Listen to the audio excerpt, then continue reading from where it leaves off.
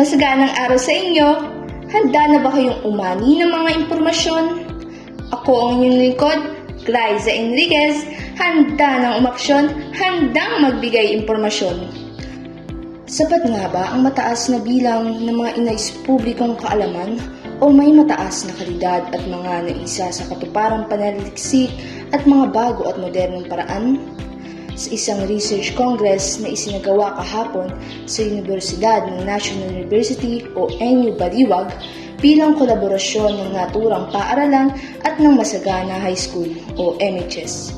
Nabanggit ni Dr. Maria N. Kusipag, isa sa mga plenary speaker dito, na ayon sa mga pag-aaral, nasa ika-6 na ranggo ang Pilipinas mula sa 10 bansang kabilang sa Association of Southeast Asian Nations o ASEAN, kung saan nakapagsa publiko ng 27,755 na pananaliksik ang ating bansa. Sumunod sa Vietnam na mayroong 53,623 na kulang 50% na mas mataas kaysa sa Pilipinas. Malinaw sa mga grafikong datos at ebidensya na napag-iiwanan na ang Pilipinas sa larangan ng produktibidad sa pananaliksik. Gayong ayon sa mga pag-aaral, makatutulong naman ito sa pagtuklas ng makabago at modernong pamamaraan sa pagpapayaman ng ating bansa sa iba't ibang mga larangan tulad ng ekonomiya. Ayon kay Kusinag, isa sa mga layunin ng bansa na mapataas ang bilang ng mga nailathalang pananaliksik at pag-aaral nito ay tumaas ang ranggo sa mga pinakamataas na research productivity sa mga ASEAN countries.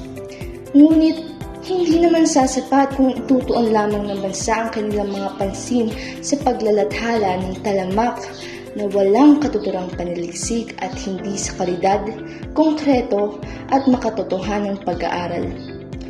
Nararapat na mas pagtuon ng pansin ang pananaliksik sa mga paaralan nang sa gayon ay maihanda na ang mga kabataan habang maaga pa lang.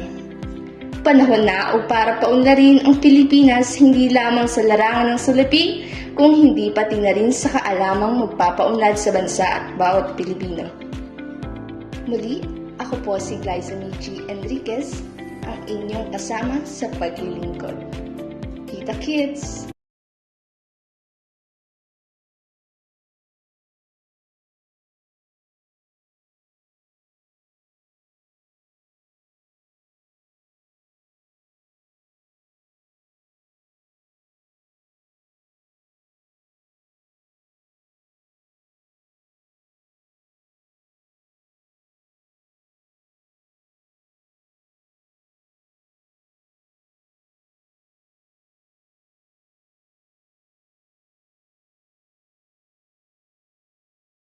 Mas marami ang mga mamamayang madadamay kung ipagpapatuloy ng gobyerno ang padalos-dalos nilang pagkilos.